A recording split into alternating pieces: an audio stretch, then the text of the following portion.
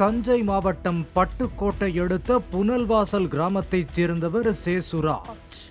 ஓய்வு பெற்ற அரசு பள்ளி பணியாளரான இவர் ஓய்வுக்கு பின்னர் தனக்கு கிடைத்த 10 லட்சம் ரூபாயை மதுரையை தலைமையிடமாக கொண்ட நியோமேக்ஸ் சென்ட்ரியோ ரியல் எஸ்டேட் நிதி நிறுவனத்தில் கடந்த 2019ஆம் ஆண்டு கோவையைச் சேர்ந்த பாலசுப்ரமணியன் என்ற ஏஜென்ட்டை நம்பி முதலீடு செய்துள்ளார். கடந்த 2020ஆம் ஆண்டு சேசுராஜ் கொரோனாவில் இறந்துவிட்ட நிலையில் இவர் முதலீடு செய்த பணம் கடந்த 2022இல் முதிர்வடைந்தது. சேசுராஜின் மகன் ஃபெலிக்ஸ் ராஜா சம்பந்தப்பட்ட நியோமேக்ஸ் நிறுவனத்திற்கு பலமுறை சென்று அங்குள்ளவர்களிடம் பணத்தை கேட்டுள்ளார்.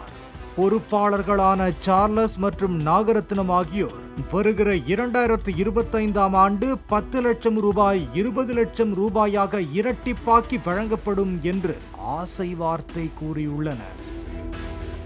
அந்த நிறுவனத்தின் நடைமுறை திருப்திகரமாக இல்லாததால் இரட்டிப்பாக எல்லாம் பணம் வேண்டாம், நாங்கள் முதலீடு செய்த பணத்தை தந்தால் போதும் என்று பலமுறை கேட்டும் கொடுக்காமல் இழுத்தடித்ததாக கூறப்படுகிறது. அண்மையில் சார்லஸ் மற்றும் நாகரத்னத்தை சந்தித்து பணம் குறித்து கேட்டபோது பணமெல்லாம் தர முடியாது என்றும் இனி பணம் கேட்டு வந்தால் கொலை செய்து விடுவதாகவும் கடுமையாக மிரட்டியதோடு தகாத வார்த்தைகளால் திட்டி விரட்டியதாக கூறப்படுகிறது. வீட்டிற்கு வந்து தனது பணமெல்லாம் போச்சு என்று பதறிய ஃபெலிக்ஸ் ராஜா விஷமருந்தி உயிரை மாய்த்து கொண்டதாக உறவினர்கள் தெரிவித்தனர்.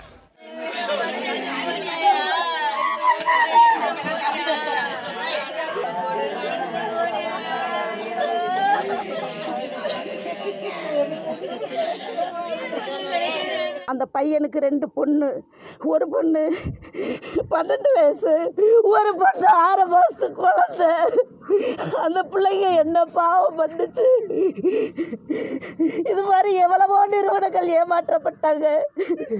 இந்த சன்மேக்ஸ் அவரை அதனால அந்த பையன் மனநிலை ரொம்ப வேதனைப்பட்டு போயிட்டான். ஃபெலிக்ஸ் ராஜாவின் உடலை பார்த்து அவரது மனைவி மற்றும் 2 மகள்கள் கதறி அழுதனர்.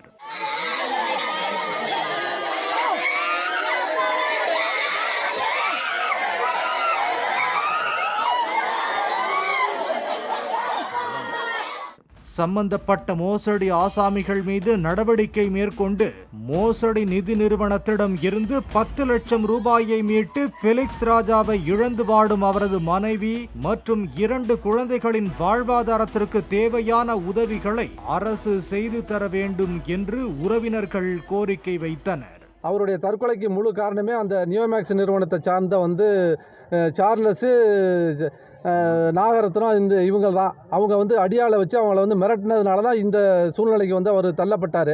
அவர் தற்கொலை முயற்சிக்கு முழு காரணமே இந்த நியோமேக்ஸ் நிறுவனம் தான். இந்த சம்பவம் தொடர்பாக சார்லஸ், நாகரத்னம், பாலசுப்ரமணியன் மீது வழக்கு பதிவு செய்து போலீசார் விசாரித்து வருகின்றனர்.